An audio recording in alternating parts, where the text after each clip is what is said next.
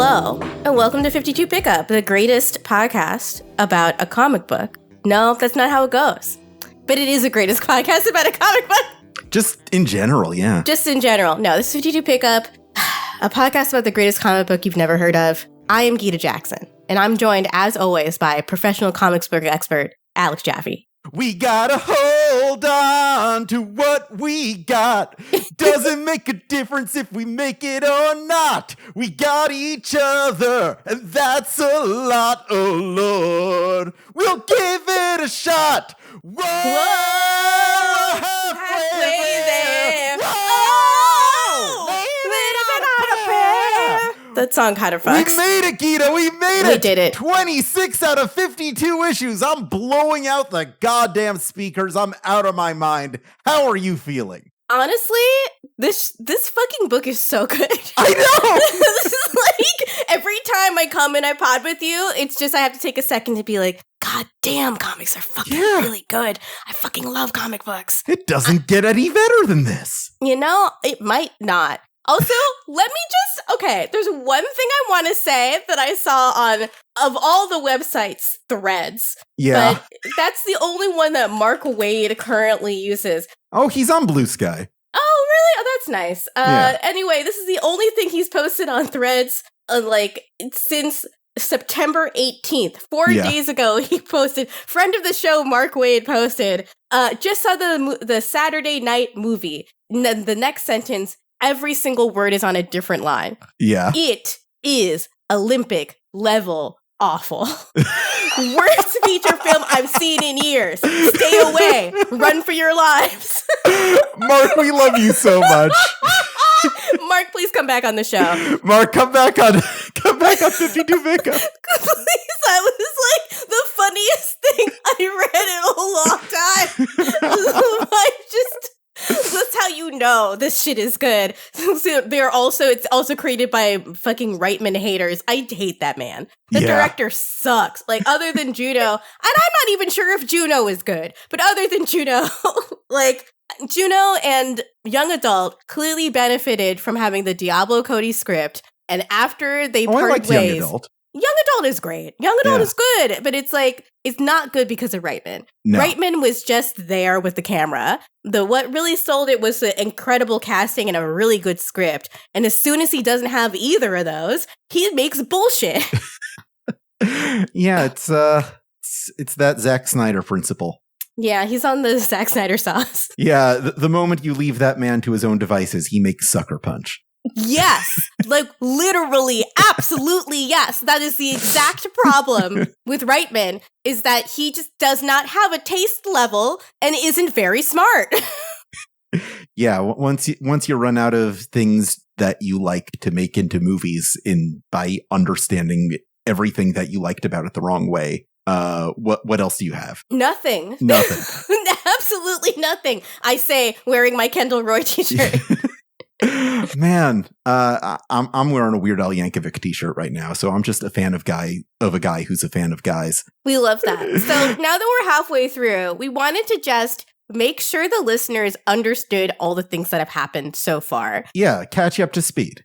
Essentially, think of this as like an anime clip show when they get exactly where I was going. Yeah. Yes. We're saving money on animation so we can pay the animators to take a week off here. Exactly. All right. My favorite thing about those recaps as a kid is I grew up in a religious Jewish household, and a lot of times there would be these holidays during the weekdays, which meant that I had to skip an episode here and there of Dragon Ball Z. Sometimes I would have to skip 2. You know what? I think Hashem would actually be disappointed in you for not watching those episodes of Dragon Ball Z. No, it's a test, Gita, because what happened was I would have to piece together those next time on Dragon Ball Z and last time on Dragon Ball Z clips to see, like, okay, based on what I have seen here, what have I missed?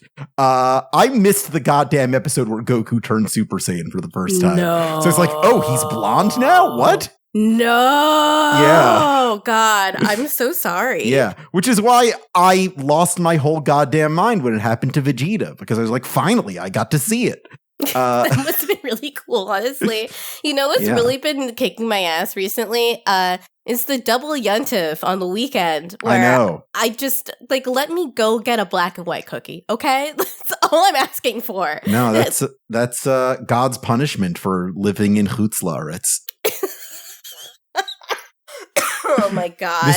This is a joke only for Gita. No one listening to this show will get it. Write into write into 52mailbag@gmail.com if you got that joke. If you got that joke, just headline, I got the joke, no body. Yeah. I need to know. Yeah. Yeah, if you got that joke, I hope you had a nice Simchas Torah. That's all I can say. God, but we wanted to play some games and then also just do a little check-in, because the thing about 52 is that it really does plot things so that you don't actually know what has occurred as you are reading it, right? It is intentionally written so that storylines drop in and out. You know, not every group of heroes will show up in every single issue. So I thought it'd be a fun exercise to just see what the fuck has actually happened now that we're halfway through, at that literal halfway point. Exactly.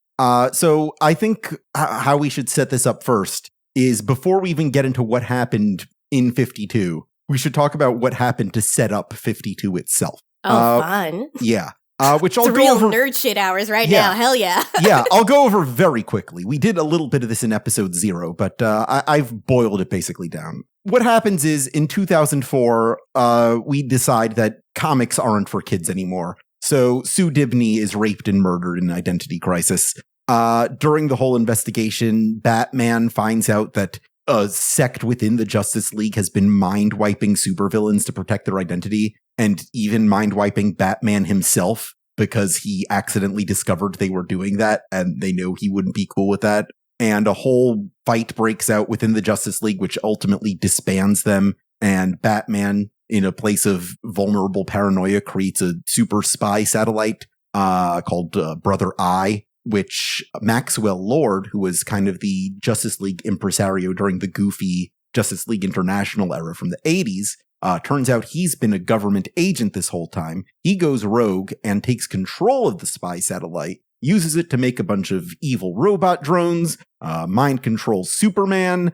Blue Beetle finds out what he's doing and he shoots him in the head. And in a big fight with the mind-controlled Superman, Wonder Woman is forced to kill Maxwell Lord so that she can save the world from being destroyed by an army of mind-controlled heroes. And it's something that Wonder Woman really struggles with afterwards. For more about that, listen to our bonus episode with Greg Rucka. Fantastic conversation over there. Yes, please subscribe to Aftermath.site. We've gotten 3 of the 4 writers. We are just on the hunt for Grant Morrison now. If you have any contact information for Grant Morrison, please do email us. But otherwise, if you'd love to hear these interviews, just subscribe. I think these were really good. The Greg Rucka one was incredible. He was so generous with us, and I think he's such a wonderful person and writer. We got to have him back on too. We absolutely do. I mean, if you have any mind-altering psychotropic drugs that could get us in touch with Grant Morrison, my DMs are open. I can share them with Gita. Let me ask Chris Person real quick. Yeah. So the bad guys also find out about this mind wiping, and they get really mad about that. And they all unionize to attack all the superheroes at once. Millions of people die. This is all going on in Infinite Crisis, which is Jeff Johns' sequel to the 1980s Crisis on Infinite Earths. Superman loses his powers fighting an alternate universe version of himself. And with Batman completely demoralized and Wonder Woman demoralized and Superman powerless, all 3 of them go on a sabbatical and fuck off. And the whole universe is like, well, what do we do now? And that's where we are with 52.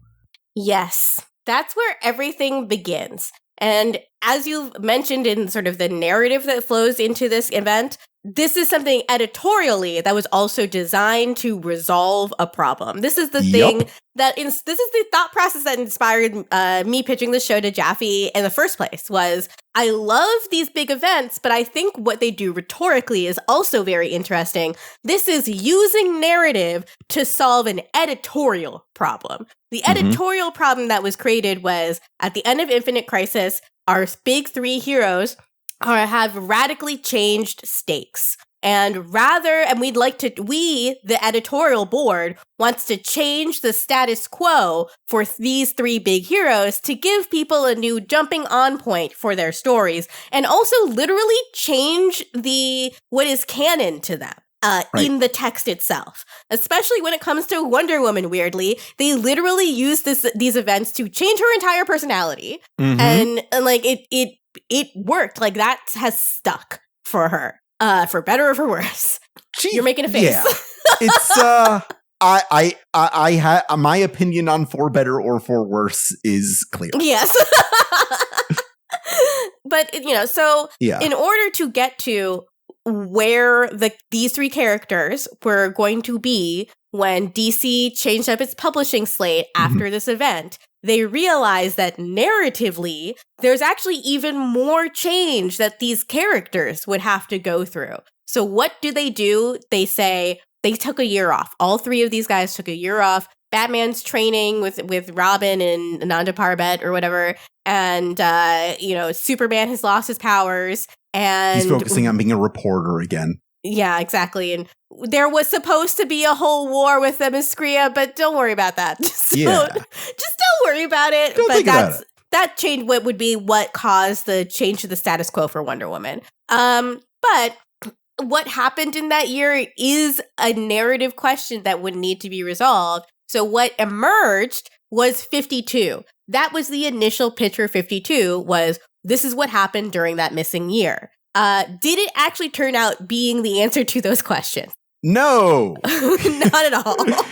But it is something really, really, really special that could only exist in this format where you're dealing with an always moving fictional universe. Absolutely. Like, there was this whole event called 1 Year Later, where it wasn't just Superman, Batman, and Wonder Woman, but every single ongoing book at the time jumped a year ahead. And there was this mystery that, like, there's this status quo has changed for every single book. How did that happen? 52 was supposed to answer that. And there are some overtures at addressing those, especially in the books that Greg Rucka and Mark Waid and Jeff Johns themselves were writing at the time.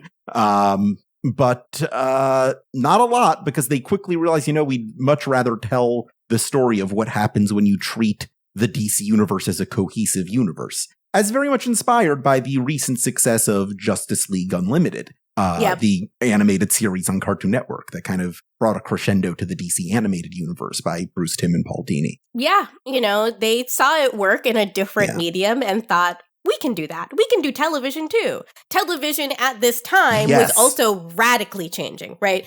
This is the same year that Lost premiered, and Lost was one of the first attempts in like mainstream network television to tell a mystery box story beginning, middle, and end. Was it successful in that? Not necessarily. But in the beginning here, where people were really getting used to and eventually totally rabid for this idea of a show that follows exactly one plot all the way from the beginning to the conclusion, instead of being an episodic procedural or something like that, doing filler episodes in between more significant episodes, you were able to see something that comic books had already been doing, just happening a lot more frequently, right? Like, instead of just telling a story, I think the antecedent to this is Deep Space Nine. Yeah. Star Trek Deep Space Nine, where they were able to, in between episodic stories and one-offs, tell multi-episode arcs over time, and then with the success of a show like The Sopranos and The Shield, which I'm watching right now and is fucking incredible, you can see that television does actually allow, it is actually possible to tell a dramatic story where characters change over time and where you can't skip an episode.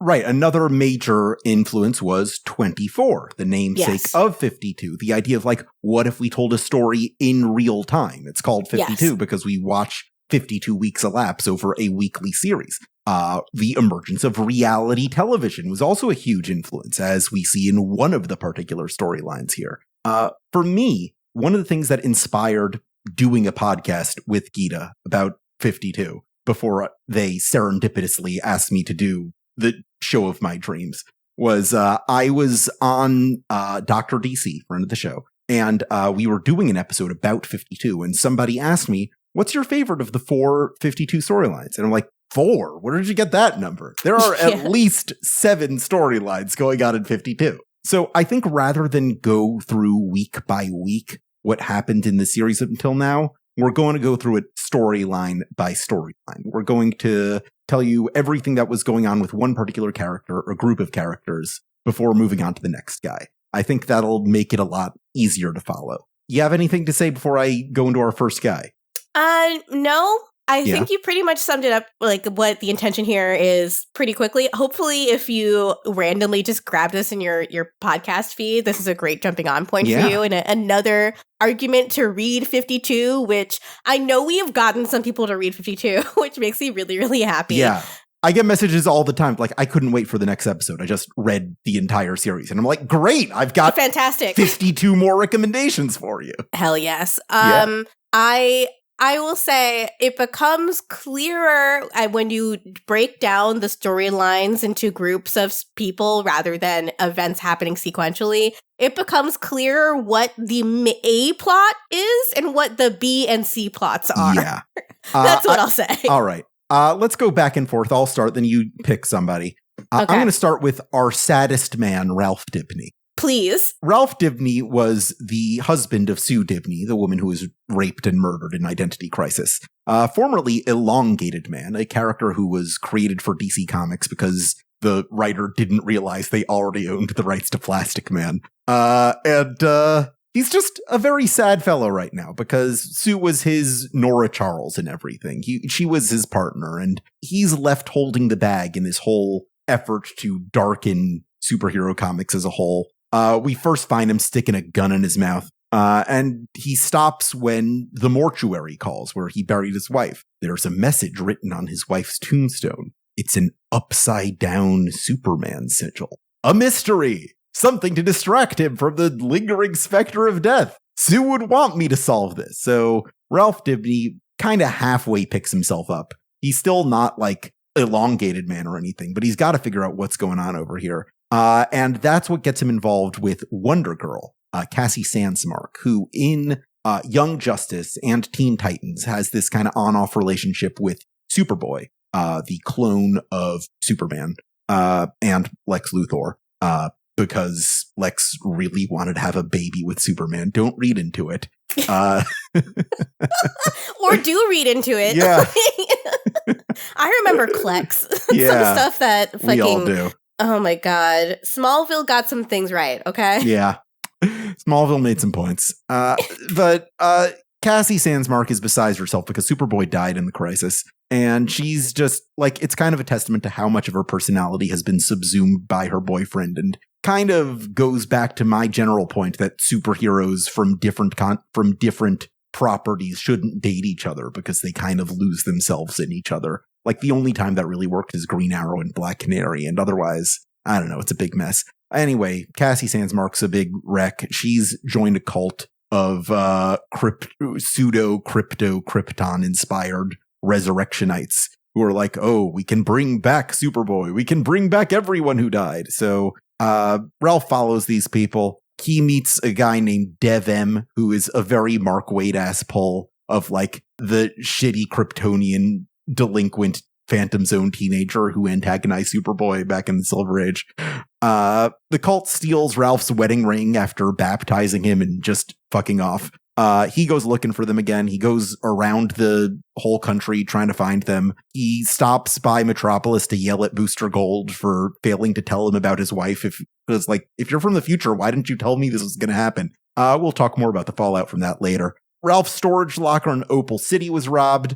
Not random. Ralph and Sue lived in Opal City during James Robinson's Starman, and this is a throwback to that. Thank you very much. I have never claimed otherwise. All they took from the storage locker was one of Sue Dibny's dresses. The resurrection cult puts the ring and the dress on a woman made out of wicker. Ralph finds Cassie again because he's a super cool detective, and he takes some of his Justice League friends to bust up the cult, namely a bunch of guys who are experienced with death and resurrection, to be like, hey, are these guys legit?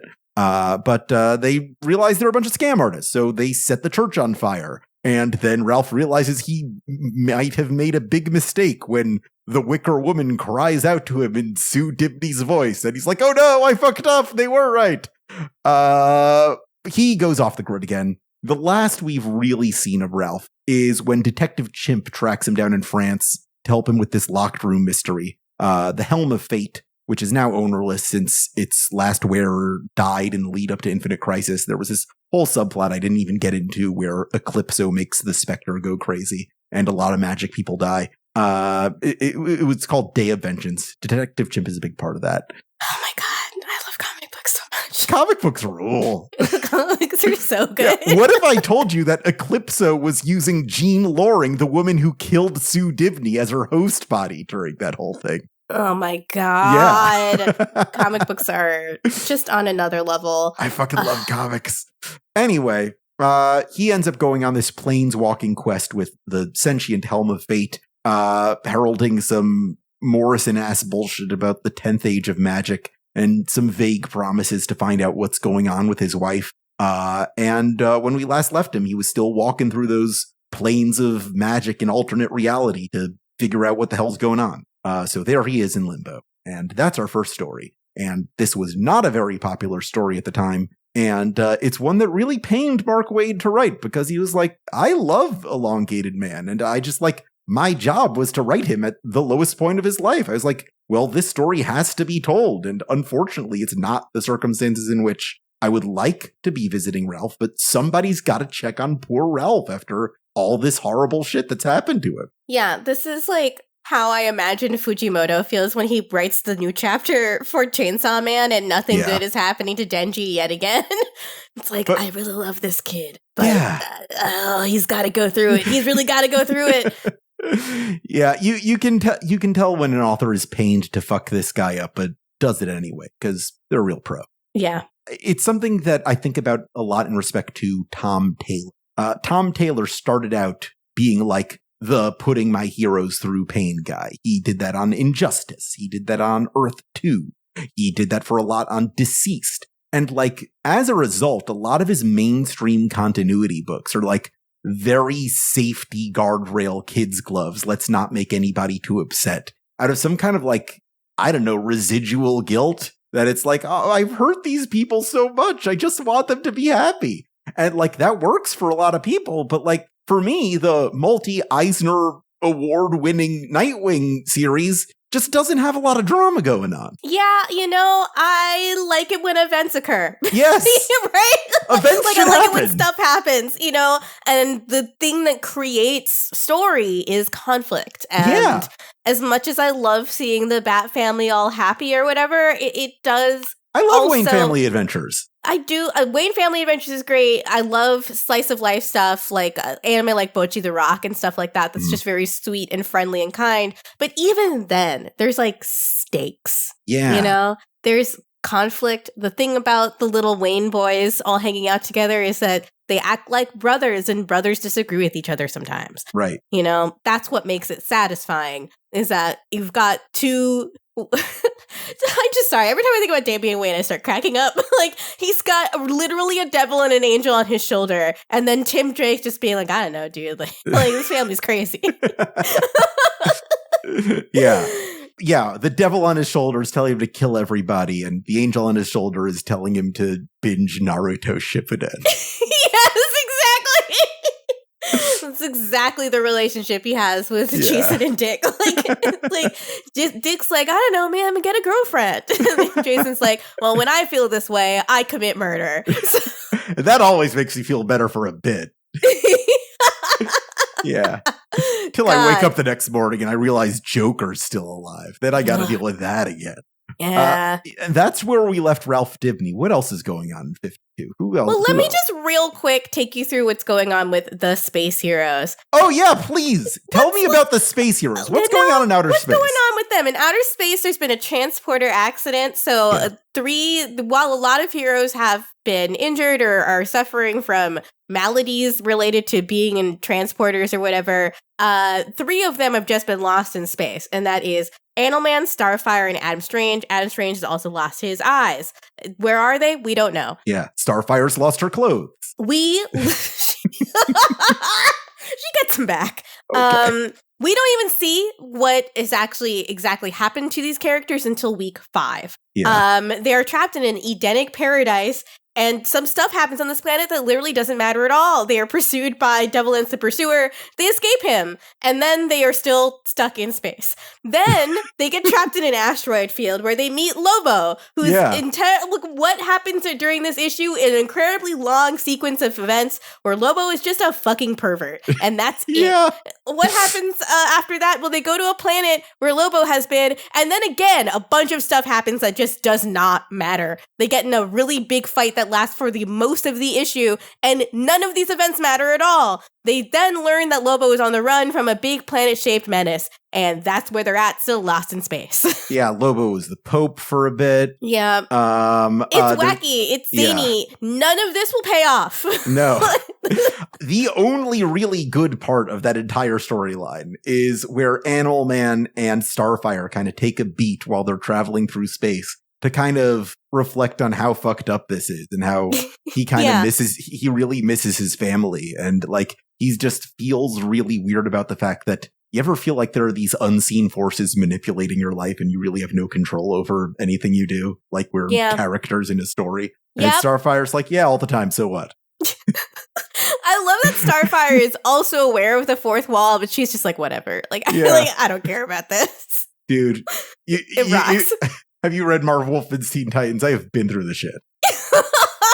We invented a best friend who betrayed us all. Yeah. Let me tell you about Terra sometime. God. Yeah, if Buddy Baker learned about Terra, I think he would have immediately like an immense level of respect for everyone on the Teen Titans. Like, absolutely. Yeah. God, this was a storyline that people were so excited for because it was Grant Morrison writing Buddy Baker's Animal Man again. And it's clear that they just had no idea what to do. Right. It shows up very infrequently, and it is just the entire arc of the story is that they are lost in space and trying to get home, but there's no like greater mystery that they discover out there. Just some fucked up shit that doesn't matter to the rest of the story at all. Yeah, the premise is very clearly, there's got to be more in space than the Green Lanterns and the New Gods. And the answer to that is not really. Yeah, maybe not. That's pretty much it. Oh, you want me to tell you about the Omega Men? Who cares? God. So yeah, what else is going on in the great world of 52? Are there any other storylines of more consequence, perhaps? Yeah, let's talk about the one that turned the world's most popular wrestler insane. How about that? Yes, please. Yeah, this is the reason that this is a lot of the reason we're here. Jeff Johns, big major star at DC at the time, not even rising, well past rising, maybe the zenith of his powers. Lebanese man, wants more Arab representation in comics. So he's like, let's take this weird Captain Marvel villain from the ancient past, Black Adam, and make him into a kind of sympathetic, kind of complex character. And he does a lot of building up of that in his JSA run, where he kind of leaves him in a Doctor Doom-like position where he's running his own vaguely Middle Eastern country in the Sinai Peninsula. And with Wonder Woman going off the board, like Greg Rucka's whole Wonder Woman run was about Wonder Woman running this embassy for the Themyscira and trying to represent a greater global community. And literally the first scene we get of Black Adam is his Kandaki embassy taking over Wonder Woman's old Themysciran embassy, showing that he's going to be that new global power. Black Adam lays down the law. He makes a bunch of scary Bush-era overtures at forming alliances with foreign powers. So quick check on where we are in history when this comes out. This is clearly a post-9/11 story. Oh, yeah. This is a 2006 ass book. We are in the shit in Iraq. We are in 2 wars. We are in the Bush years. This is the second Bush presidency, and we are feeling it. We are really feeling it as a culture. This is full-on Glenn Howerton 2 wars? Yeah. Really? Yeah. So he rips Terra Man, an old Superman villain, in half as a show of force to show that he's not going to tolerate any chicanery. We meet China's extremely cool and popular and not at all grossly offensive superhero team, the Great 10. Based I'm on really Grant trying hard Morrison's not to- deep research into Chinese culture. Taking acid is not research, y'all. Just, it doesn't qualify. Ayahuasca doesn't actually tell you the truth. Yeah, that Dr. Manhattan Doomsday Clock meme of source, it appeared to me in a dream. God, okay, trying hard not to laugh into the mic. Continue. Yeah, Intergang tries to ingratiate themselves with Black Adam by giving him a young nubile slave woman.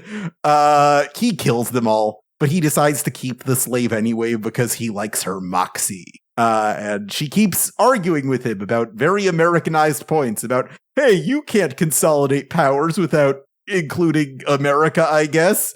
And Black Adam be like, I like the cut of your jib, kid. Why don't I share my power with you so you can keep me in check? I'm Vegeta, Prince of all Saiyans. Check out my hairline. And she's like, great, now that I have superpowers, let's go find my brother. He was also sold into slavery. They go around busting up slavery rings. Black Adam's like, hey, I forgot how cool it was to be a superhero. Maybe we should get married.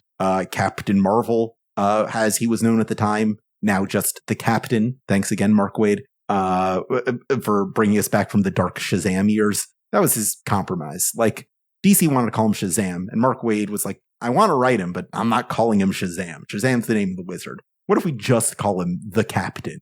And they're like, fine, I guess. And that's where we are right now. It's a much better shortcut also because that's what you would say if you couldn't say Marvel. Exactly. That's just what a person would say. Yeah. There was this whole awkward thing in the Jeff Johns era Shazam stuff where he's like, his name was Shazam, but he couldn't say it. It's kind of a running joke in those Zachary Levi movies that everyone saw.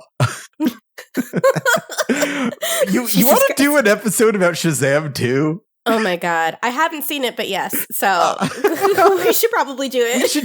We should do a double feature of that and Harold in the Purple Crayon. And that might be a step too far for me. I don't know if I can actually do that. And with that, I'm out. Did you hear Sony tried to sell the streaming rights to Harold in the Purple Crayon to Netflix? And they're like, no thanks, we're good. We don't need this one. Yeah. Jesus Christ. We'll skip it.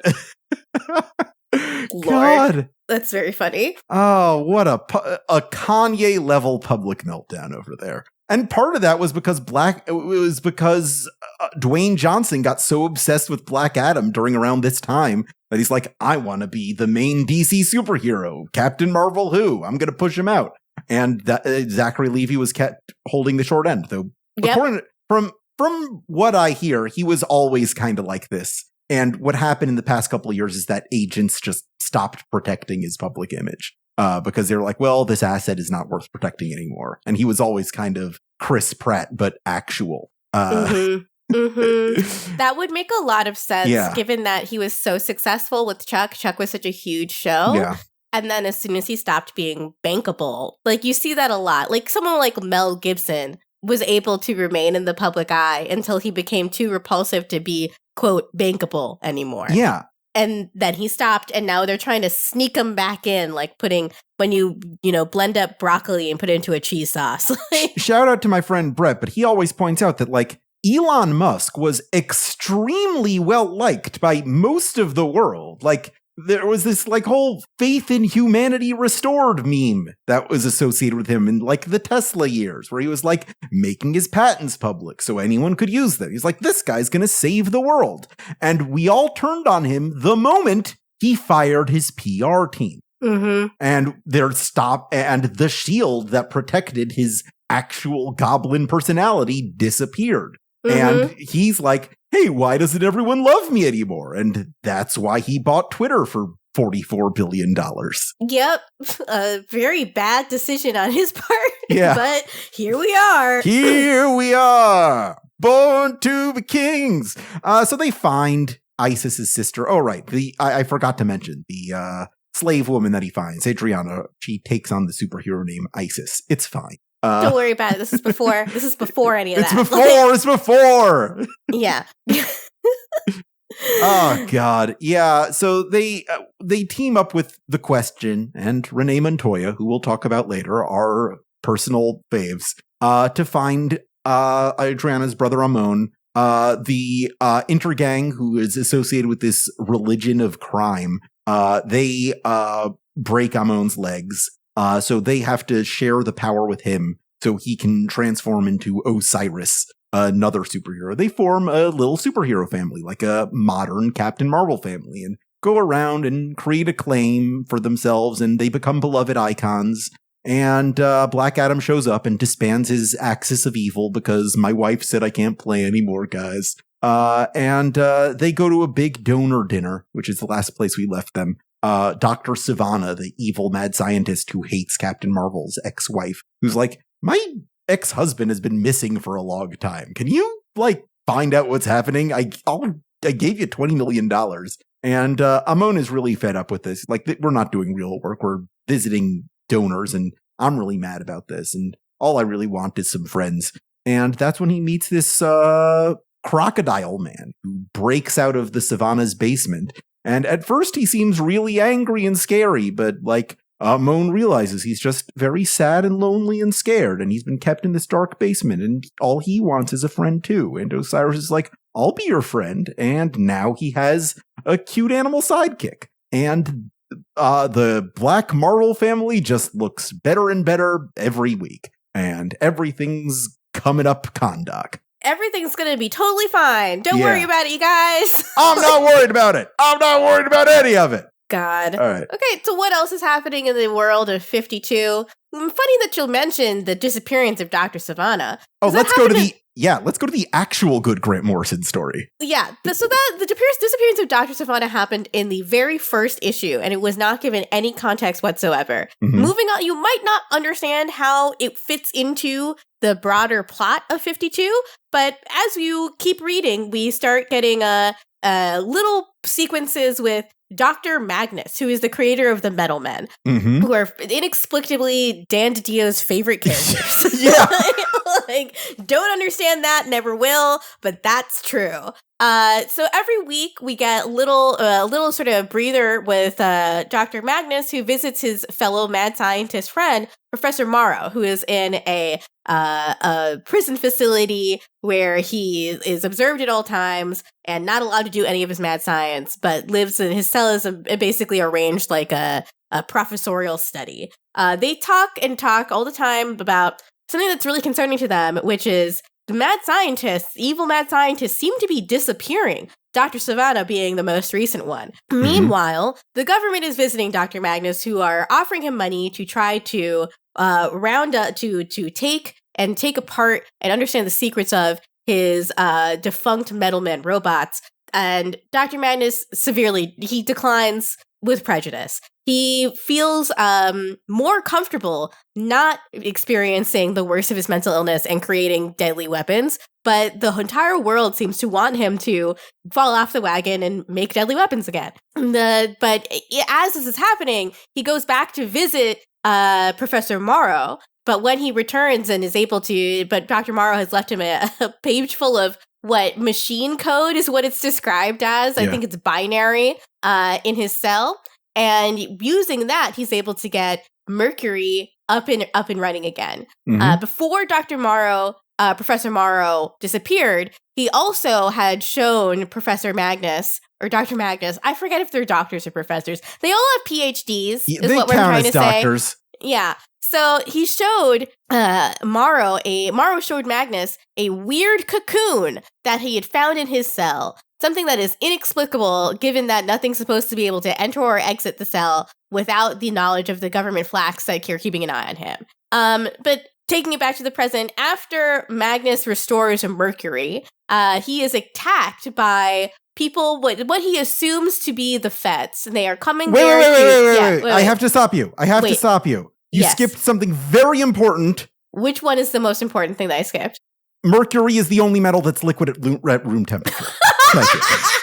I can't believe I didn't mention that. I was so scared I fucked this up for a second, but then I knew as soon as you started talking, I was like, I know what he's gonna fucking say.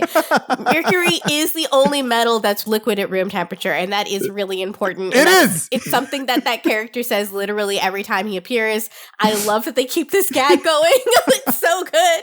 But yes, Magnus is He is pursued by what he thinks are the feds. They're coming for the Metalman robots. They've made their own Metalman using the power of science and the knowledge of various metals that he's accrued over the years. He's able to defeat them, but not in before. His house actually blows up, and he's kidnapped by the same people that have been kidnapping other mad scientists, and he's taken to Oolong Island, where a very amusing bits with all the different mad scientist characters of the DC universe are occurring. They're given all the funding that they require, as long as like it's implied that they can stay there as long as they want, as long as they do actually go mad and start doing mad science. Yeah.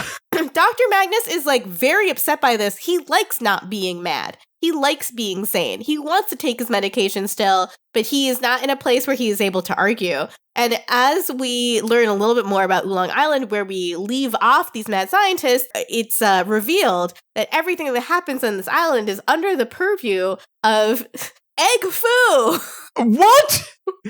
Egg Foo! He's a giant evil Eggman. He's a giant evil Eggman from the 60s, a very yellow peril villain. He had a big prehensile mustache. He is literally the color yellow. And he spoke consistently in like English, I guess. This is like not your dad's Egg Foo, though. He's like the kind of guy who's like, I'll kill you if you call me Egg Foo. But he's a giant egg still. It's so funny. This is the same cycle that most DC heroes went through in the transition from like the Silver and Bronze Age into the modern era, except it's a giant egg, which is the entire joke, and it makes it so fucking funny. Yeah. Yeah. Grant Morrison really offers us an egg in these trying times. I just thought of something during that summary that I put together for the first time that I'd like to share with you. I have a new theory about the Metal Men. We all know the trivia that the Metal Men are Dan DiDio's favorite characters. But why are they Dan DiDio's favorite characters? And I think I've cracked it. You have to understand where Dan DiDio comes from. Before he worked for DC, do you know what Dan DiDio's job was? No. Dan DiDio was the guy who was the creative director at Mainframe Entertainment, which was the company that made these early CGI cartoon shows like Reboot and Transformers Beast Wars. Okay. That was Dan DiDio. Okay. I see what you're saying. That's the closest thing that DC has to either of those properties is the Metal Men. Dan DiDio was specifically hired because DC thought, hey, maybe the future of DC is like this CGI animated stuff. And Dan must have been like, hey, you know who would be a really good fit for this primitive technology that would keep us from falling into the uncanny valley? All I do is make shows about robots and AI. What if we did one about the Metal Men? It wouldn't look weird at all. That's how they're supposed to look. I feel like that must be it. I think you're right. I think you're 100% right. I think that is the only connection I had not considered, which is what was he doing before DC? And it was dealing with monochromatic metal heroic characters. Exactly. It's the only thing he was doing, in fact. So now it all comes together. Like, oh my God, he wanted to make Reboot. But that's his area of expertise. He wanted to do DC. And it's why he's so obsessed with reboots, Gita! That's why he kept rebooting the DC universe. I mean, let's just lay down on the floor for a second. You know what I mean? Like, I've had like a real revelation occur just now. Pepe Sylvia! I got boxes full of Pepe! Absolutely. God, okay. So, Jesus Christ. What's the next storyline on the docket for you? Oh, I want to talk about a fun one. I want to talk about Steel. I like this one a lot. This is good. John Henry Irons and his niece Natasha Irons. All right, so the deal with Steel is that this storyline is very much a throwback to the original Whatever Happened to Superman story, i.e., the death and return of Superman, Reign of the Supermen, where Superman died in his fight with Doomsday, and a bunch of ersatz Supermen showed up to take his place, and Steel was the one everybody kind of liked. And now that Superman's gone again, Steel's like, well, I guess it's time to go back in the saddle. But what's changed now, since then, is that he has kind of his own sidekick now, his plucky niece, Natasha Irons, who recently, and leading up to this storyline, has kind of put together a suit of her own, with John's help, I suppose, But John is not too happy with how Natasha has been heroing, putting her social life with like the Teen Titans and wanting to go on like big flashy adventures rather than focusing on the fundamentals. So he kind of oversteps his boundaries a little and just flat out disables her armor until she can learn to be more responsible. And she's really pissed about this because, you know, she's a young woman at this point. She should be able to superhero the way she wants to. Just think about how you felt when you were 16 and told you were not old enough to do something. Yeah. Which you probably weren't, but you still felt a type of way about it. Right. So while Steel is trying to fill in for Superman, Lex Luthor is dealing with it his own way. Because of some of the complicated fallout from Infinite Crisis that involved a Lex Luthor doppelganger from another universe, Luthor is able to pin all of his previous crimes, including the crimes of his presidency, on this evil doppelganger who took his place, and there's nothing that Steel can do about it. So Luthor is completely exonerated, and he gets to be the hero again because he invested a lot more in his PR team than Elon Musk did. And he starts up this thing called the Everyman program, which is this idea that like anyone who has the dormant metagene in their DNA, he can trigger that gene and you can have superpowers. I'm going to democratize superpowers for the people. Project Everyman. What people don't know is that Steel was literally his prototype. He kind of drugged Steel with the process without his knowledge by kind of slipping him this metagene trigger that turned his skin into literal steel. Why he later had to strap his niece into that BDSM device to give her the powers when he just gave it to Steel by slapping him on the shoulder, I don't fucking know. That's more a Lex Luthor thing. Yeah, that's... who knows about that? Moving on. But yeah, because Natasha is so pissed at Steel for not letting her be another Steel, she goes and runs off to Project Everyman to join, to get her own powers. And Luthor, of course, is delighted by this because any chance he can have to piss off a Superman, and Steel is the closest thing he's got now that Superman's gone, he's going to take it. So he lets her skip right to the front of the line and makes her the star of his Infinity Inc., which is his new branded superhero team that he recently acquired the rights for from the estate of the previous Infinity Inc. from the 80s. And it's this team of reality show-ass teens with attitude, with their own superpowers. And one of them's a porn addict, and one of them is a drug addict. And they all have these modern problems that you would find on MTV. And when one of them gets out of hand, Luthor has them killed by shutting off her powers in the middle of a fight. And John is like, wait, these guys can just shut off your powers? That's not right. Natasha doesn't believe it. She's just full on Luthor pilled. And Steel is just helpless to watch his niece and the closest thing he has to a daughter slip further and further away from his fingers. He is determined to figure out what's going on here and expose Luthor to the world because he's got to be up to something. But right now, John is not in a very good place. He has been discredited on public television in a poorly advised debate with his niece on the Jack Ryder show. Luthor has done everything he can to make him look like a fool, and things do not bode well for our hero. No. We'll see how that fares going forward. They don't. We'll see what's going on. This is one of the better storylines. I really think it's so good. Steel is, I think, the most underrated story in this story. I think so too. I think people tend to not talk about it because it also does involve some of the like headier like novel for 2006 but not necessarily interesting in the years afterwards. Like it's the reality TV stuff that was still like a novelty. That was still like what people, whether or not that would be a successful form of television, was still up in the air. Now that we know that it is, and we also already know all of the things that this story is trying to tell us about reality TV, which is that it's incredibly exploitative and very fake. It becomes less interesting in that way, but honestly it allows the character moments to really sing when you get a remove from that commentary, because the way that Natasha and Steel are written, I think that relationship is very well developed and really fun to read about. Yeah, it's not the story people think about when they think about 52. They think about the Black Adam story, and they think about the last two stories that we're about to get into. So, I saved my favorite one for last. Yeah. I'm going to talk about what's going on with our good friend Booster Gold. Booster bitches rise up. Oh my god.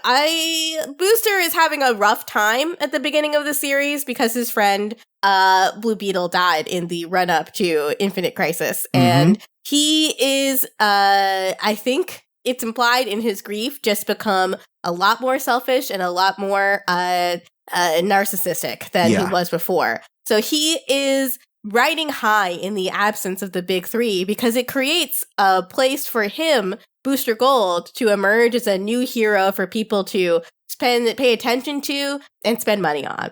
So he is doing superheroic works, relying as always on Skeets' knowledge of the future and future crises to allow him to be right there in the nick of time. But what is happening is every time that happens, something is subtly wrong. Like, first of all, the first thing that goes wrong is that he's supposed to be there for like a post-Infinite Crisis meetup where the three big heroes are supposed to appear, and then they just don't. So he knows that something is wrong with Skeets, or at least Skeets' knowledge of the future. So he, as some things begin to be revealed about Booster, like, say, he is hiring actors to pose as supervillains so that he can have heroic deeds to do when there's no real crime, or he doesn't have to put any work into finding the crime. Something he learned from Maxwell Lord, who booked his first major tryout for the Justice League. Yep. So it's not even something he thinks is like, it's very show busy, you know, it's very much like you gotta get your name out there. It doesn't matter how. He's been doing some seedy stuff. His friends are confronting him, like Fire confronts him and says, like, I think that you care way more about the sponsorship deals you're getting than actually being a hero. And that's not untrue. Yeah. But while all this is happening, he's like, I gotta get Skeets fixed or else the jig is up, essentially. Yeah. So he goes to Rip Hunter's lair. Rip Hunter is not there, but what is there is a Pepe Sylvia blackboard, essentially, that indicates some things are wrong with the time stream.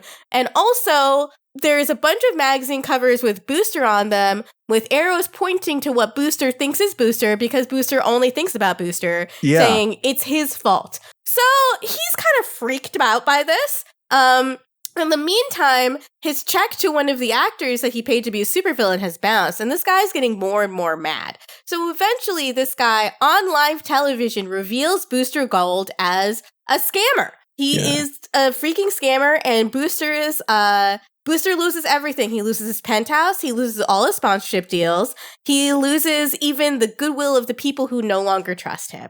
At the same time, there is a new superhero named Supernova that Booster is getting more and more jealous of for doing the heroic deeds selflessly and therefore gaining the trust of the people as a sort of Superman replacement. He's even been interviewed by Clark Kent in the Daily Planet as a sort of Superman replacement. Clark Kent doing the classic fall out of a window and wait for the hero to save me. There's a very amusing argument between Clark and Lois about that, where Lois is like, I can't believe you did that. And Clark is like, you literally did do that to me, by the way. And he wears a full-on face mask covering his entire head. So, there's this big mystery of who Supernova is. Who is Supernova? We don't know. So as he is trying to get one over on Supernova, in what might be one of the few selfless acts of heroism that Booster ever commits, Booster Gold dies. And, they show you his fucking skeleton in the suit. The comic is trying to impress upon you how dead he is. And Skeets, now that we know, the Skeets seems distraught by this, and he finds a distant relative, a past relative of Booster. An ancestor that he convinces to wear the suit and take him back to Rip Hunter's lair.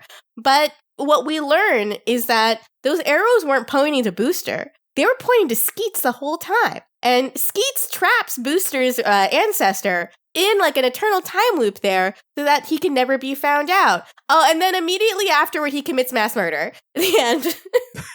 He's trying to get Supernova's attention. Yeah. We don't know who Supernova is at this point. Lex Luthor thinks he's Superman, just toying with him. There's a great scene where Cassie Sandsvar confronts him and she's like, I know who you are. You're Superboy. And he's like, please respect my personal space, ma'am. It is so funny. I've been thinking about that every week. It's me on the subway. Oh my God.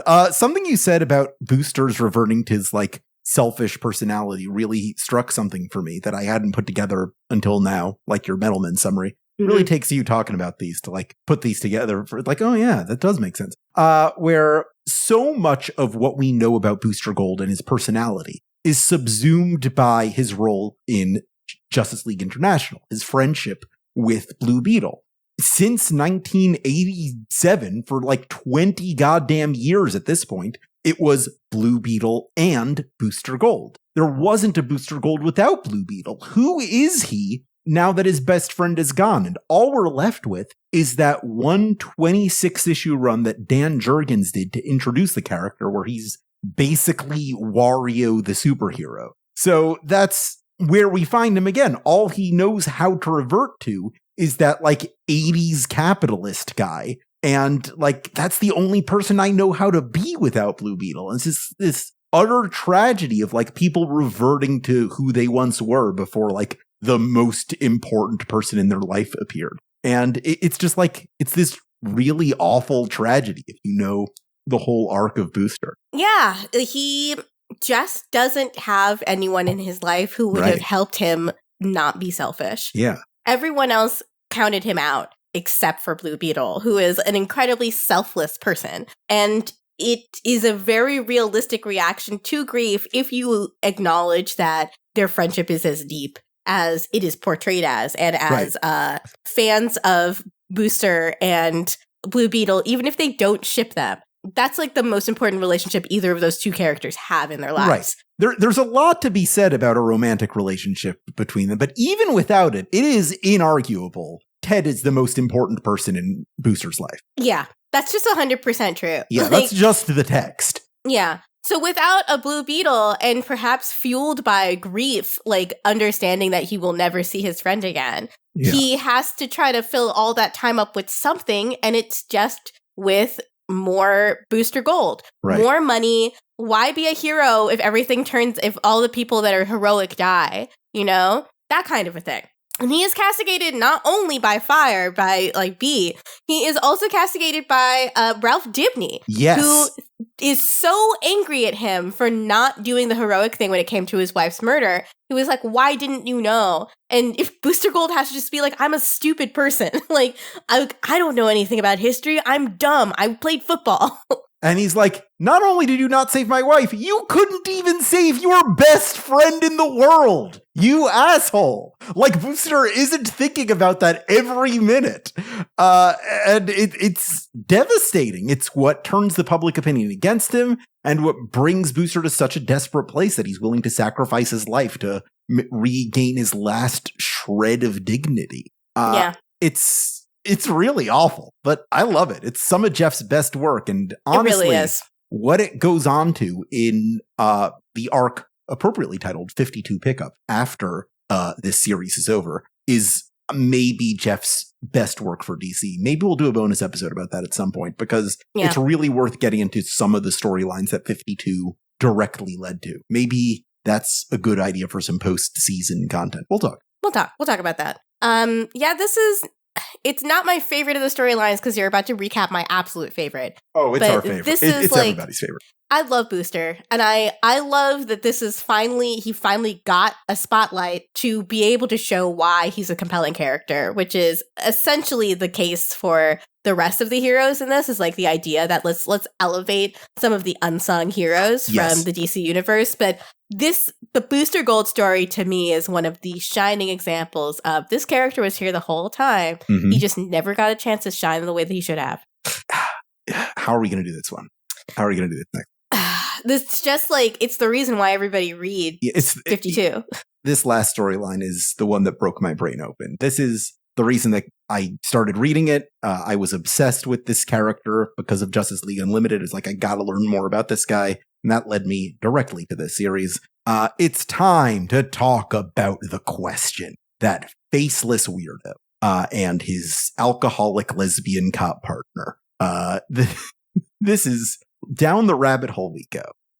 This storyline continues directly from Greg Rucka's Gotham Central story, which is all about cops in Gotham City and the bullshit they have to deal with, and just the bullshit that being one cop with principles comes with when the entire police force is basically the mafia. The ultimate result of that series after 36 issues is like the resolution of Gotham Central. The police story is the only way to be an ethical cop is to stop being a cop. And that's where we find Renee. But without being a policewoman, she has no identity anymore. She is an outed lesbian from a very right-wing family. Her best friend was killed in the line of duty by a crooked cop. And all that's left to her is booze and women. And she ends up alienating her longtime girlfriend. And she's just throwing herself into pits of despair.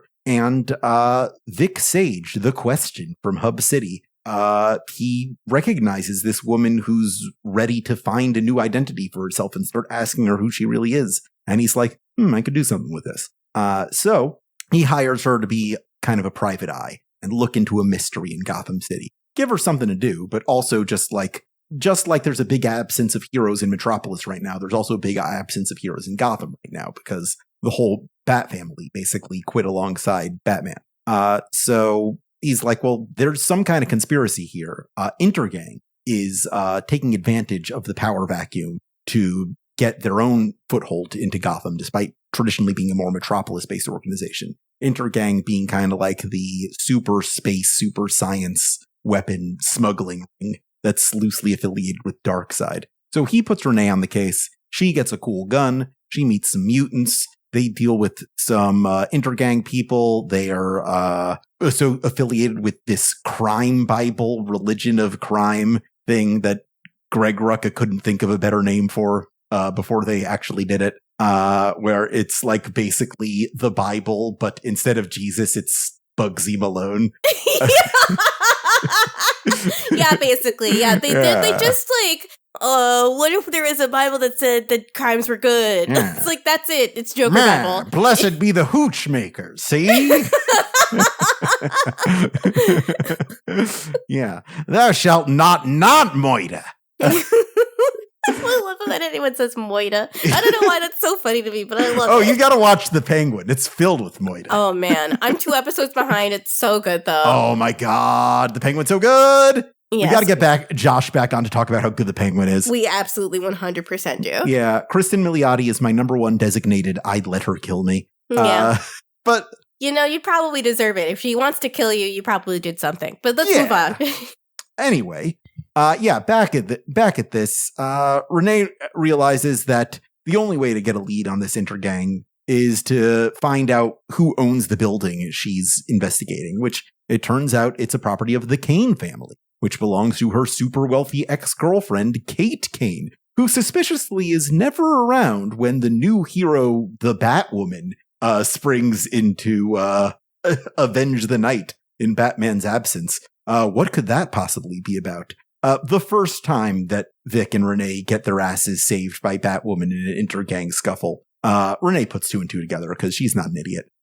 Kate gives them some leads that lead them to Kahndaq, which lead them to cross over with the Black Adam storyline. There is a suicide bomber at the aforementioned Black Adam wedding, which they narrowly avert by shooting a kid. Renee has to fire her super weapon at a child, and she takes that very hard because she is a human being, and it's something she's still dealing with. And she goes to her usual coping mechanism of falling into bed with the only lesbians in Kahndaq, I guess. While Vic Sage is getting medals for his bravery of just being there when Renee shoots that child, they go and find Renee, and she's in the middle of a threesome when she was meant to be at this medal ceremony.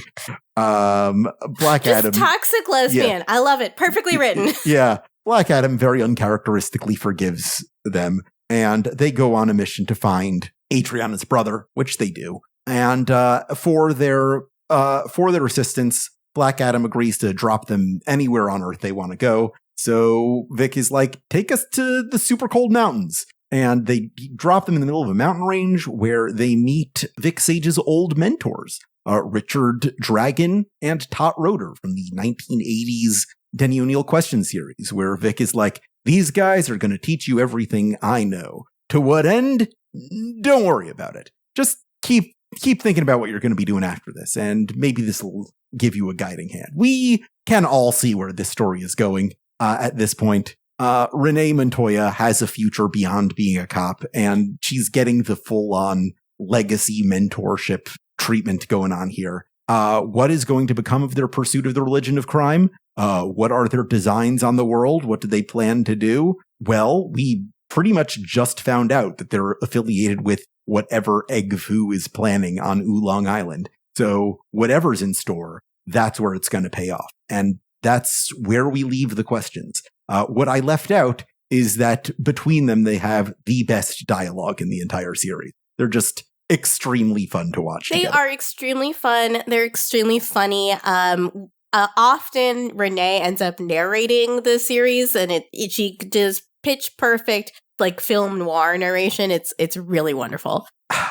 Man, this story's so good. This story's so good that it drove me backwards to read every question comic from before 52. And I mean, what's so cool about 52 as a whole? And something we didn't get into is one of the coolest features is every issue ends with these 2-page backup features that tell you about the entire history of a character in DC Comics. Like, 52 was not successful in being a bridge to 1 year later, but it was successful in making you curious about these characters and just like taking you to follow them to other titles in the past and in the present and in the future. I would not be a DC person if I had not read 52. No, it mints fans. That's just 100% true. Yeah, it is. It made a fan out of an entire shared universe out of me. It broke my brain so hard that I accidentally became the world's foremost expert in DC Comics.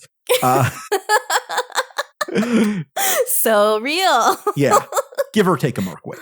Oh, I just looked at my cat and she's sleeping very peacefully. What's it like to be asleep like that? Do you know? Because I don't. I'm constantly thinking about these characters. I couldn't tell you. I can't sleep because I gotta know what the question is doing. He's currently posting furiously about Gaylor theories on various message boards. That's where he left him. Absolutely. Yeah. He was all into that, like, Avril Lavigne clone theory a few years ago. Absolutely. He was determined to prove that, but then he got distracted by Gaylor theory, and ever since then he's been deciphering lyrics and all of the packaging for her albums. So maybe Taylor's dating one of the Avril body doubles. It is all connected. That's true. Oh my God. Yeah. I would love to see Toxic Stan, the question. That would be so funny. Gosh. God. So after this, as a celebration of the halfway point of the series, we wanted to play a couple of games, brand new games that we invented just for you.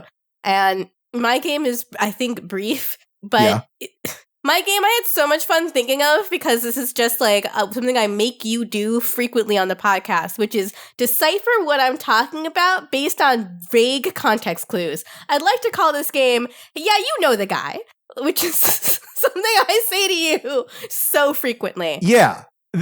Basically, how 3/4 of these episodes have ended is we go to this Blackboard segment and Gita's like, I'd really like to know more about this obscure thing. And I'm like, actually, there was a 36-issue series about that in 1994. I was wearing an onion on my belt, as was the fashion at the time. Yeah. So what you got in your mind, Gita? So you know the guy, the objectivist guy who wrote a bunch of comics, and then one of the characters was an objectivist, but he's not an objectivist anymore. So it's fine. Steve Ditko. There you go. So you know the thing, it's the series about the 3 super babies, and there's some super girls too, but it's mostly about how they're like teenagers, and then there's a cartoon version of it, and the cartoon's Young not Justice. There you go. So yeah, you know the guy, it's the writer that's addicted to making toxic Yuri. You know that guy, right? Is that Greg Rucka? Yes, it was. Let me see if I can do another one just from the dome. Okay. So yeah, you know the thing where it's like the movie version of the movie, but not the other movie, the good version of it?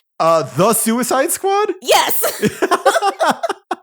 I'm so good at this. I needed you. This is just an evidence of how badly I've needed you to tell me what I'm thinking about. This is the entire dynamic of this podcast just distilled into one game. Yeah, no, yeah, you know the guy might have to become a permanent fixture. Yeah. Or at least when I do this to you by accident, I'll give you a score. Yeah. So now it's 5-0, like you are winning. All right. Here is my game for you. Okay. I am going to randomly roll up 2 characters, and you're going to tell me how compatible their romantic relationship would be. Oh my god, I'm so excited. Yeah. Okay. Here we go. Do you ship it? That's the name of this game. Do you ship it? The name of the game is Do You Ship It? Yes. Our first character is Nightwing, already off to a promising start. And our second character is, the Batman of Japan? I don't know how that works. I'm so sorry, but I have to ship it. Right? Yeah. You just have to. That's Nightwing and the Batman of Japan. So it's just toxic yaoi. That's something where their hands are as big as 2 basketballs. Yeah. Like, that's some shit where they are constantly pining after each other but can never consummate it. That's Gravitation, the Americomics version. Yeah, Nightwing's on some international adventure and they see each other from across the battlefield and they're like, hey, wait a minute. And they talk a lot about how it's kind of like he's dating his dad, but they don't talk about the subtext. Yeah. Oh, that's perfect. Next we have Wonder Woman and Green Arrow. Okay. I can understand the vision, if only because she comes from a culture where her understanding of justice is different from the world's understanding of justice. And Green Arrow loves to get his balls stepped on. Like, that's true. He does love getting his balls stepped on. He's the prototypical male sub if I've ever seen one. Yeah. They would have a really compelling Dom session where afterward they talked about how true justice does not prevail in American society. You know, I can see them more as like a Dom sub relationship than a traditional romantic relationship, actually. All right. Next is Batman and Big Barda? That's obviously yes. No, yeah? He's another one that is addicted to getting his balls stepped on. Absolutely. His wife uses a tactical whip. That's true. If she would allow this to happen, and he would definitely have to ask permission, he would just bow in front of a big lady. The question I want to ask though is, would Mr. Miracle be okay with it? I don't think so, no. I don't think so. So Barda would, I think, turn him down, but I do ship it. I don't think Batman's emotionally vulnerable enough for Barda. I think what Barda likes about Scott is that he's so willing to share himself with her. And that's the opposite of Batman. Yeah. I don't think Barda would be down eventually, but I can see the logic. If Bruce ever got to the point where he could cry in front of somebody, Barda would scoop him up in her giant arms and pet him and put him to bed, you know? Man, I could play this game all fucking day. Wally West and Captain Carrot. No, I do think I ship it. I think the answer is I do ship it. How does this work? They both go fast. They both go fast, but one of them is a cartoon rabbit. I've seen weirder things get shipped, okay? It's gonna be like a, what's the thing I'm talking about where it's a live action but also cartoons at the same time in that movie? It's about public transportation. Yeah. Roger Rabbit. Who Framed Roger Rabbit? There we go. Okay. You get another point. I'm going to say something you're not going to believe, but I am 100% sincere when I say this. The Multiverses tie-in comic fucking slaps. There is this extremely Basic Instinct-inspired relationship going on between Batman and Bugs Bunny that gets like hyper-sexual. You absolutely need to check it out. You see, this is why I believe Wally and Captain Carrot will work out. It's like I have to trust you when you tell me the Multiverses tie-in comic slaps, but Bugs Bunny is always seductively dressing in drag. You exactly. know what I mean? Yeah, Batman cannot resist the charms of Bugs Bunny. I have to believe that his Superman cohort, Captain Carrot, would also have enough in common with Wally and would also seductively dress and drag that Wally, a much stupider person than Batman, would also fall under his wiles. Okay, this one is just good. This one I think is like, should be canon. Okay. Starfire and Donna Troy. Yes. No, 100%. They have the best relationship in Marv Wolfman's Titans book. I think that it would resolve a lot of their emotional trauma if they kissed a couple of times, you know? 100%. I think they both want it. I think also, like, no one, like, Donna Troy's whole pathos is that no one understands her. Right. But this is the only character that actually understands her. And that, like, it must feel so good to be loved by someone that understands you and not someone who's totally willing to create a weird facsimile out of you from your memories. Okay, last one.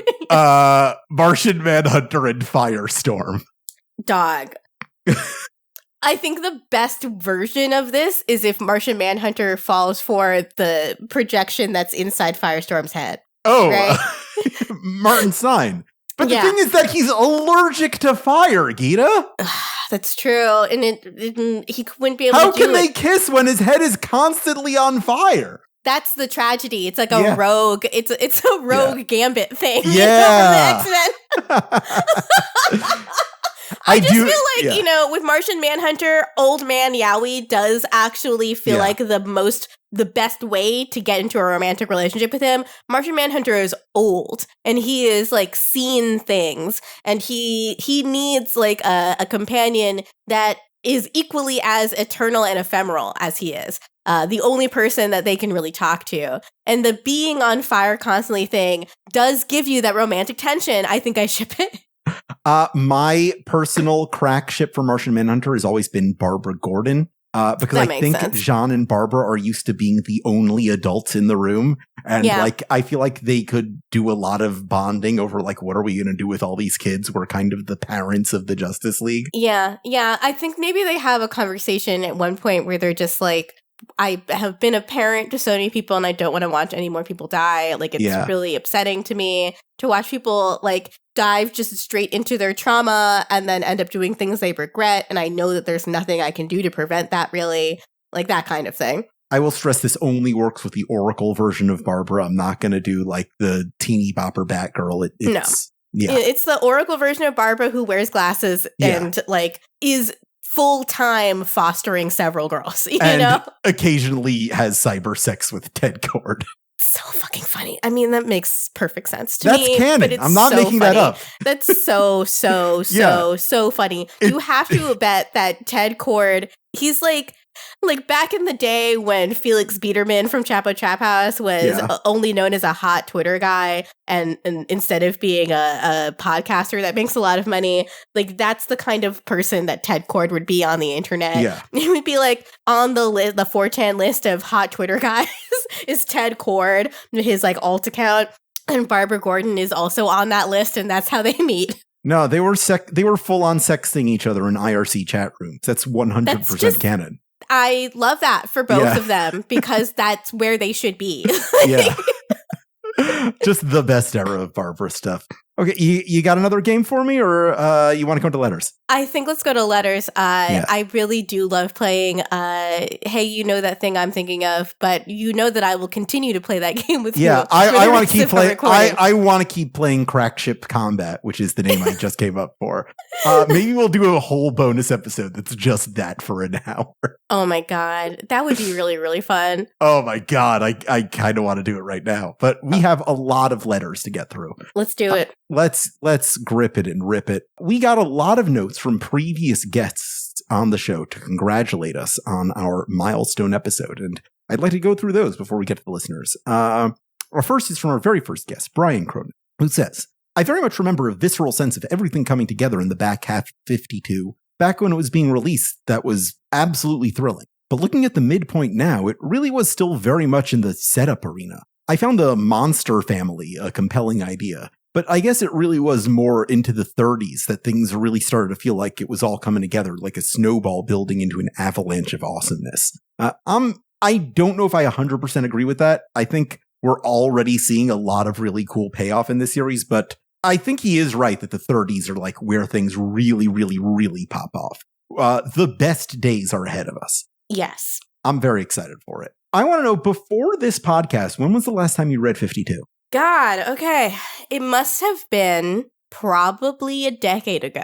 I read it a couple of times. Like, we go through this cycle where I'd read Seven Soldiers of Victory. Yeah. And then I'd be so hyped off of that, I'd go straight into a 52 reread. And that would happen like once a year for a while. And then I got a full-time job, and then I got 2 full-time jobs, and et cetera, et cetera. So it hadn't been until I think I was doing a Shade the Changing Man reread when it was announced that Gerard Way's imprint on DC Comics would be doing Shade the Changing Girl, and that got me thinking about the entire genesis of me being a comic book fan, and then I started thinking about 52 again. My favorite of those Young Animal books is Cave Carson Has a Cybernetic Eye. That's great. It's pretty great. We'll talk about that at some point in the future, maybe. The last time I read 52 before this was actually relatively recently. It was during the pandemic, like 2021-ish, because my friend Wade had a lot of time on his hands, so I was kind of teaching him to be a comic book fan, because that's what I do with all my friends. I force them to read comics. And I'm like, what do you mean you haven't read 52? Let's do it right now. And we did it. And we had the time of our lives. And we followed that up with a Jonah Hex read. Jonah Hex is my #1 problematic fave. Love that weird guy. I won't get into it here because he is a Confederate soldier, and that's very difficult to defend. But he's got some great comics, man. I don't know what to tell you. Yep. It's comic books. They'll do that to you sometimes. Yeah, it's rough. Our next message is from Reed Veneer, Dr. DC. He says, congratulations on making it halfway through 52. I love the energy of rediscovering little nuggets throughout the reread. On that note, what is the detail or moment or panel that has surprised you the most going back through 52? Good or bad? Congrats, and looking forward to the back half. Gita, you have a thought? No, let me think about this for a second. I know you have an answer. For me, I think the most surprising thing, because I am such a Grant Morrison skeptic, was seeing that conversation through fresh eyes that Animal Man has with Starfire on that ship when they're just lost in space, where Animal Man is just kind of very simply and plaintively pining for his family back home and just feeling the effects of a life that has spun out of his control when he just used to be this regular guy. That grounds the story in a way that it never really has other than that moment. But I really appreciated that moment for what it was. And something you said in that episode comparing Starfire to being like Beyonce, just like, oh yeah, I miss Jay-Z too. I can relate. It's really stuck in my mind. Yeah, I think for me, the biggest surprise through this reread and talking about it with you is understanding how much of a continuous narrative the story of The Question and Renee's is. I did not realize that this is following up immediately afterward to other series that push these characters into this space. One of the great things about comics is that you really can't just jump in anywhere. There will always be something you don't understand. Don't worry about catching up on all the canon. But it is really rewarding when you do catch up on the canon and it was leading to the point where you jumped in. And I did not know. I read Gotham Central, and that was the only one part of Renee. Like, that was the only thing I understood was a continuous narrative. But really seeing it laid out with everything that was going on with Vic Sage and The Question beforehand, you understand this is the apex of the story of that character. And what an incredible, way to resolve these themes that had been running for years. Yeah. I mean, it's the steps into a larger world. People ask me all the time, like, where's the best place to start reading comics? And I tell them, just jump into the deep end. And eventually, years later, you'll come back around and you'll be like, oh, I get what they were doing now. Yeah, that's exactly how it works. Right. I think this is why manga is becoming so popular with young people, as opposed, even though there are now apps where you can read literally everything in the DC library for an incredibly cheap amount of small amount of money. It's easier to jump into One Piece than it is to jump. Bro. Yeah. Yeah. There's just One Piece comic. Yeah. And it's been continuously running. So you know exactly how much more you have to read. With DC, it's you're going to be dealing with layers and layers and layers of history. Yeah. And unless you are willing to deal with that, you're going to have a bad time. It's about discovery. I think this is fun. Yeah. Like every person's journey through comics is gonna be different, and that's what's special about it. It's like nobody sees the whole elephant. Everyone has a different idea of what DC is. And that's beautiful. I love it. Yeah. And we're gonna keep exploring it together if I have any say. Our next comes from Jadzia Axelrod, my dear friend, writer of Galaxy, The Prettiest Star, Hawk Girl, the DC Book of Pride, and much more. TBD.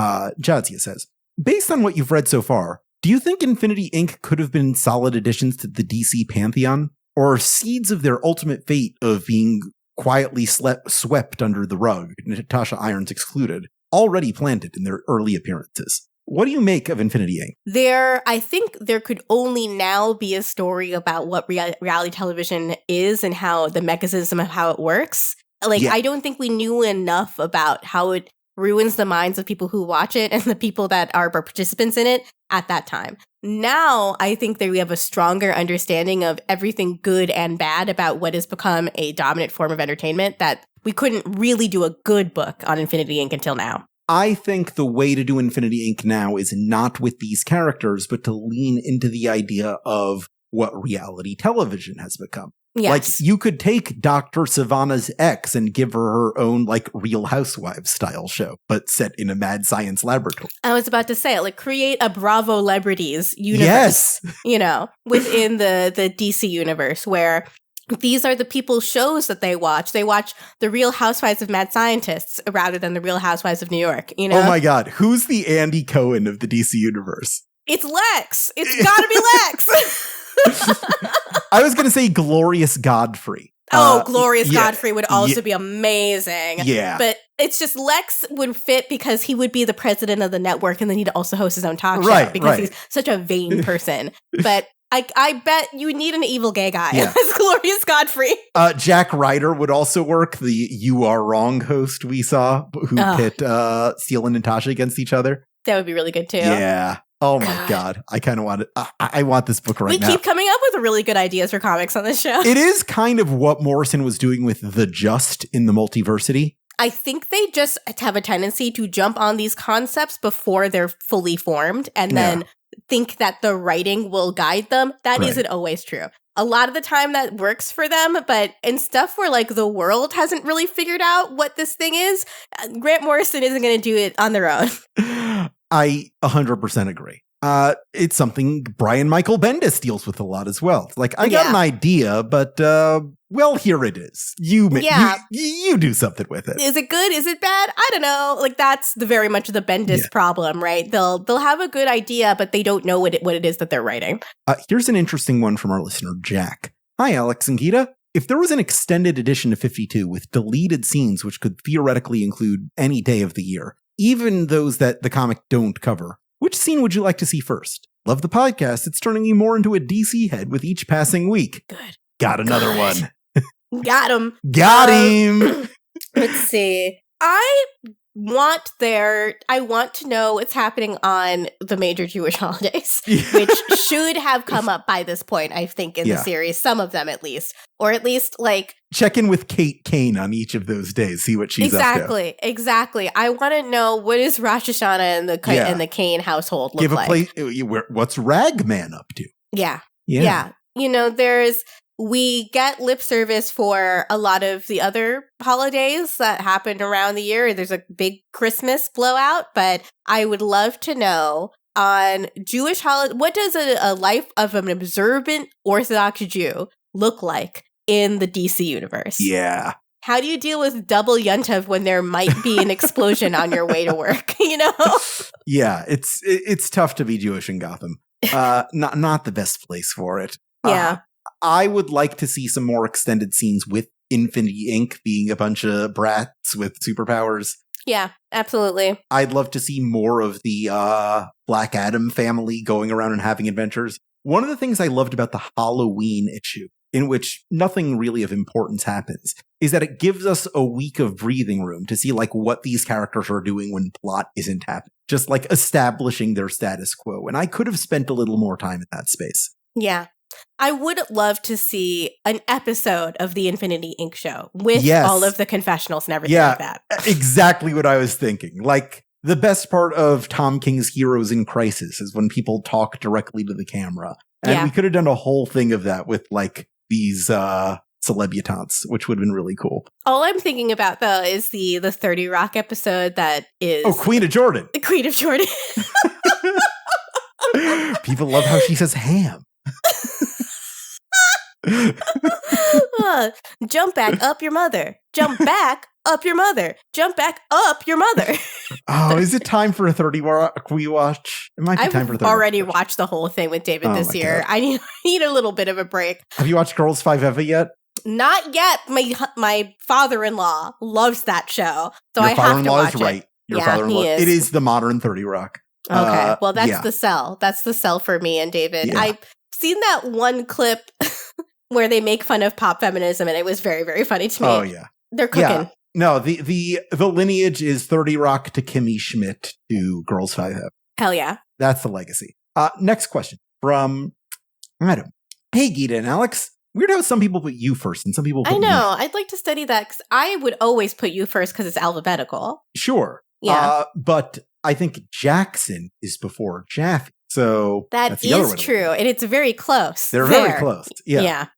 I think Alex and Gita is better, not because I'm egotistical, but because the end of the A in Gita into the start of the A in and is a little awkward. Yeah, sounds good.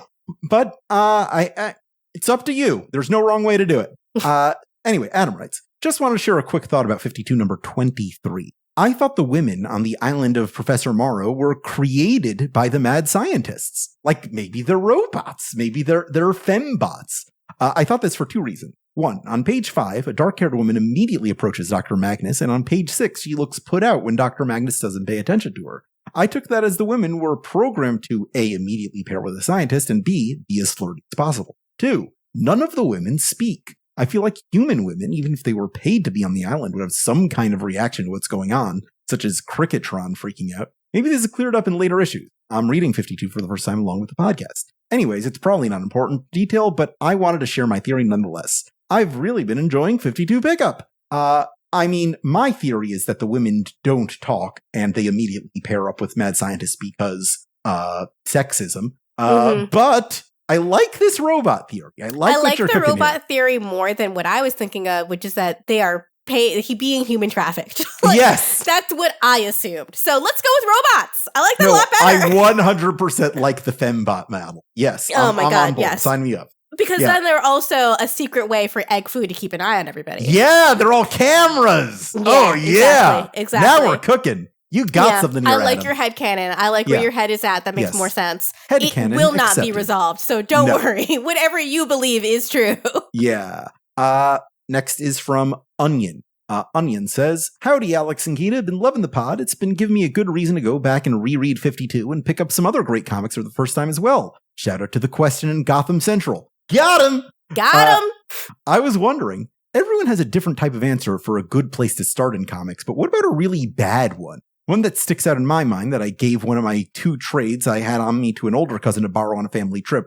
I was reading Final Crisis at the time, so the only other comic I had on me was the Identity Crisis trade. Oh no! The look I got while she was giving it back was one of utter disappointment. Thanks for the great pod as always. Okay, where's the worst place to start reading DC Comics? I mean, Identity Crisis isn't incorrect. That's a good answer. That's a good answer to that question. Dog, it's such a dog shit comic. Not just because I don't like the events that occur. It's like you open it and there's as many words as a book would have. Because guess what? That author was writing books before this. I'm sorry. I'm going to say it. Haters, don't at me. Just any Legion of Superheroes book. If that is your introduction in the year 2024 to you're DC gonna have Comics, a bad time. Yeah. That's advanced level comic book reading, I would have to say. Do not jump into a Legion book without knowing that 1, so many of these things will never be resolved, and 2, there's gonna be a continuity alternate a continuity altering event every 5 years. So. Thank you for understanding what I was trying to say. That's the game. I'm so good at this. I can't believe you designed a game perfect for me and I designed a game perfect for you. We should just... So funny. Yeah. Sorry. I was just trying to think, what's a game that I could do on the fly that also would be a challenge for Jaffe? Because I'm always doing it. And it's not know what I'm talking about, but know exactly what I'm talking about. It's so good. Yeah. That's my answer. Legion of Superheroes. Legion of Superheroes would be bad. Identity Crisis is my initial answer, but also just like, I think if you read a Tom King book and expect the DC Comics continuity to reflect what he has written, you will have a bad time also. No. You have to read Tom King books understanding that they exist in Tom King's universe. They don't exist in the DC universe proper. Just like, this is just a literary fiction version of this character. It's not necessarily what the character actually is. Which is a problem when he writes, say, the main Batman title. Or, say, the main Wonder Woman title. Dog, I read so many issues of his dumb Gotham Girl and Gotham Boy shtick, and I got so mad after a while. What does this have to do with anything? God. I'm okay with it when he's doing his cat-bat shipper thing. Like, that to me is just really cute. And, like, that is a meaningful development of Batman as a character. Yeah. But when he tries to write about Gotham, capital G, I'm like, dog, just write about the Iraq War. Yeah. Like, I know that's what you really want to talk about. God. There's this recent issue of Wonder Woman where she's, like, hugging the American flag and crying. Oh, my God. It's like, I know that's what you want to do, Tom. Much Tom King slander on this pod. He's a great writer. Yeah. He's just working through some stuff. Yeah, Tom ships Batcat and he ships Diana America.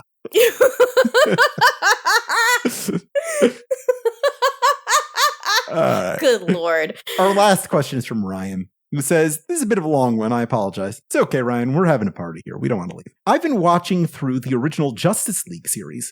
And while I think the writing is great, I feel it doesn't give enough justice to the full arsenal of what each hero can do. 11 episodes in, and I have seen every single member get hit by a beam attack, concrete, that knocks them out for a portion of the episode. Watching through it as an adult, you can really tell how severely nerfed the characters are compared to their comic book and movie adaptations. It doesn't take away that it's still a very enjoyable show, but I can't help but be cynical watching it because I'm seeing it through the lens of an adult in 2024 and not as a child in the mid-aughts. You're not seeing it as an adult. You're seeing it as a power-scaling, poisoned YouTube consumer. Read less shonen manga.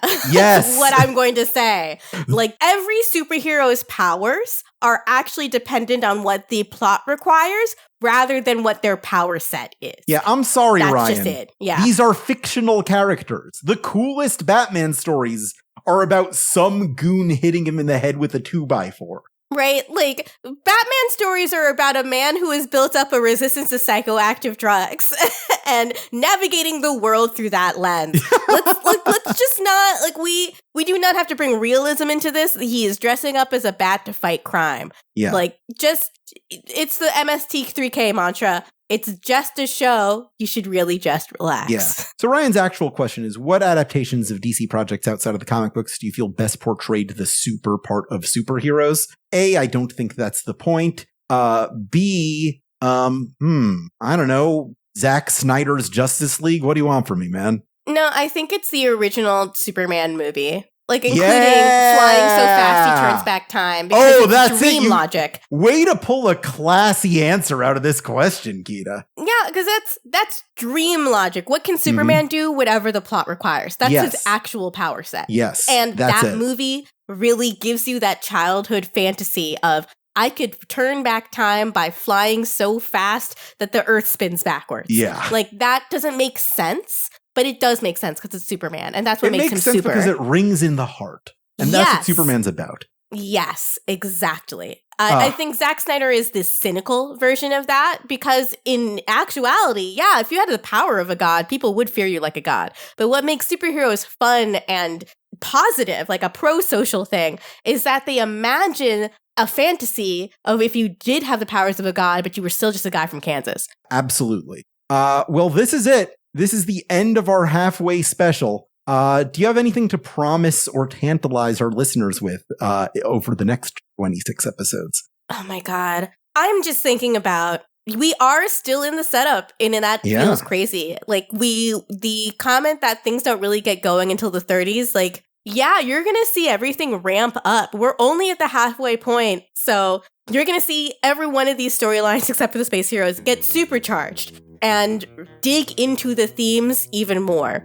So buckle the fuck up. That's all I really want to say. Yeah. If you liked it so far, you're gonna really like it soon. I'm going to ask our audience a question I usually reserve for Gita Jackson. And that question is, are you ready?